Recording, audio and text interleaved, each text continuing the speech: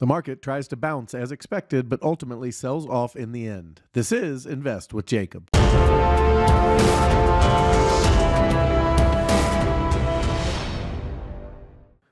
Okay guys, so in yesterday's video, we talked about the potential for a push up to the 42.85 area before seeing a sell-off possibly from there. However, the bulls were only able to push it up to the 42.45 area before selling off the rest of the day from there down to that 41.50 support zone.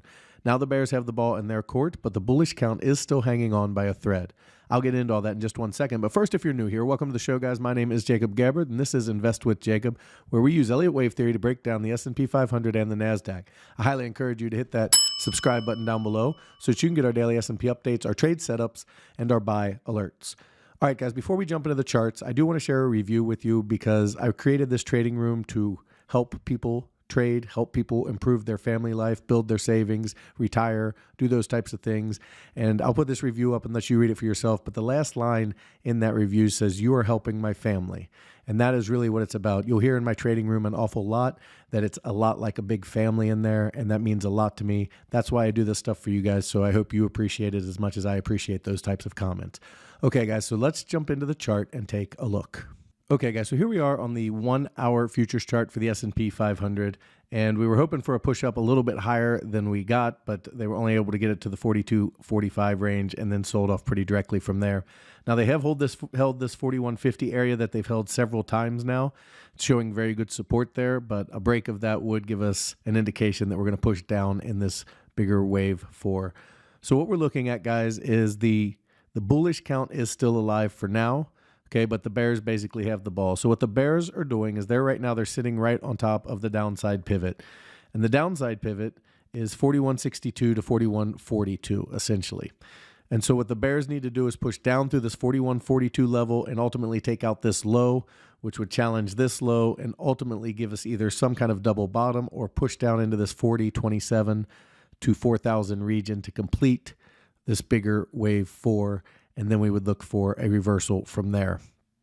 So the bears ultimately want to break this 41.42 area and this A low right here, okay, as that would invalidate the bullish count as well as give us an indication that they're moving down through the pivot and completing this bigger wave 4. Now, if they do move down below 41.42 but are unable to break this low over here at 4,100, okay, and then they move back above the pivot, so the top of the pivot was 41.62, that would indicate a failed move down, and we should look for a pretty strong reversal from the bulls at that point. For the bulls, okay, they need to hold this low right here, this A low here at 41.3875. So if they can hold that low, okay, we still have a valid wave 2 in place here, and they can try to start building wave 3 of 3 to the upside. Remember, in the bullish count, this would be wave 1 up here where the 4 is. Where this A is would be wave 2. And then we would have this bracketed 1 of 3 and bracketed 2 of 3 here and start building 3 of 3 to the upside. For the bulls to really take control of the market, they need to push it through the upside pivot. And the upside pivot is now moved down because it moves down with this wave 2. So the micro pivot is 42.69 up to 42.96. So if the bulls can push this back up over 42.96, then they would have control at that point, and we would look for them to push higher into the minor pivot. Okay, remember the minor pivot is from this low to this big wave 1 up here down to this big wave 2. Okay, so the minor pivot is up here at that 43.34 range, or 43.35 really, up to that 43.80 area. So above 4,300 is our first indication that the bulls are in control, and above 43.80 is a very strong indication that the bulls have control of the market as they have moved through the minor pivot in wave 3 of 3. The triangle I don't really like anymore. I still have it on here for the ES, but it is invalidated on the NQ. So the NASDAQ can't have a triangle, and it also invalidated its bullish count. So I don't think the triangle is going to play out. I still have it on here. We can still look for it. We have the D leg down. We could get an E up, and then finally a finishing leg down in the triangle. But again, with the NQ invalidating its triangle potential and taking out this low over here, I don't think that's the case. As I said, the bears have the ball right now. They have it at the goal line. They can push through and break this to the downside and finally finish off this wave 4. Now, I am very optimistic about support holding down here. And the reason for that is a couple things. Number one, okay, It's our Elliott Wave level that we've been tracking for almost a year now that told us we'd be here at this point after moving up to where we did. So that's the power of Elliott Wave Theory, is it tells us where to look for our support and reversal zones. And two, on our bottoming indicator, okay, on the weekly, we have seen now, this is our third week starting today. This is our third week of a bottoming indicator flashing. And when those come in successions like that, that usually means a strong reversal, and they're usually a little bit early. So they're a couple weeks early. So during this week, if they decide to drive it down into this area, I do feel like we will see a very strong reversal up out of that area based on our Elliott Wave projections, as well as our bottoming indicator, which is usually pretty accurate. Okay, so that's what we're looking for on the ES. We're looking for the bulls to hold this low and try to drive it up through the minor pivot or micro pivot first, which is 42.69 up to 42.96. And then if they can continue up through 43.80, that would be a huge indicator for the bulls taking control of the market. For the bears, they're looking to break this low over here to invalidate the bullish count, then ultimately break this low and finish this wave 4 down in that 40.25 to 4,000 region, and finally be done with this bigger wave 4.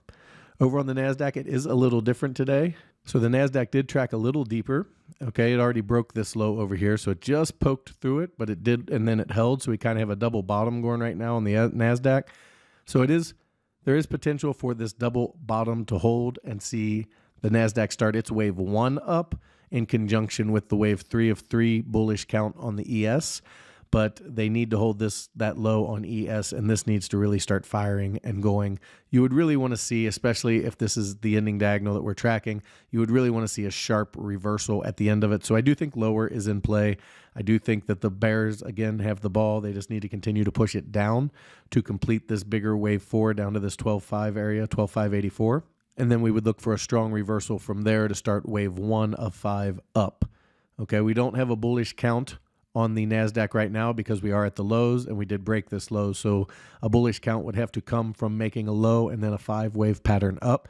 So if they can make a low and then build 5 waves up and then get a pullback, a 3-wave pullback and then another 5-wave pattern up, that would give us a very strong indication that the bottom is in and we are starting to build our next rally higher.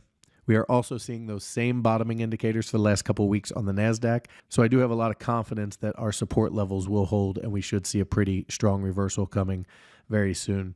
So that's really what we're watching on the NASDAQ, is that move directly lower towards 12.584 or make a low anywhere in here and build a 5-wave structure up, and we'll start the rally in wave 1 of 5. Guys, if you like the information that I put out in these videos and you want real-time market updates from me, you need to check out investwithjacob.com. Okay, we have 2 amazing membership plans over there, and they both come with a 7-day free trial. And that comment that I read earlier is from PT's throne room, where we're changing that man's life because of what PT's doing in his room. Now, we'll talk about that in just a second. But first, in my room, you get the 7-day free trial. Okay, it's my Invest with Jacob room. You get real-time market updates from me. I answer all of your Elliott Wave questions, and you get all of my buy and sell alerts on the market.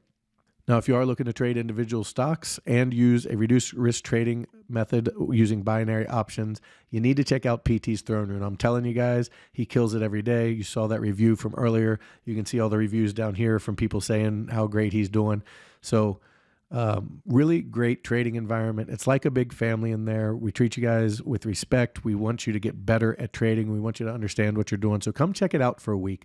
See if you love it. And if you don't, no big deal. But if you do, okay, we would love to have you in there so we can make some money together. All right, guys. So key takeaways for today.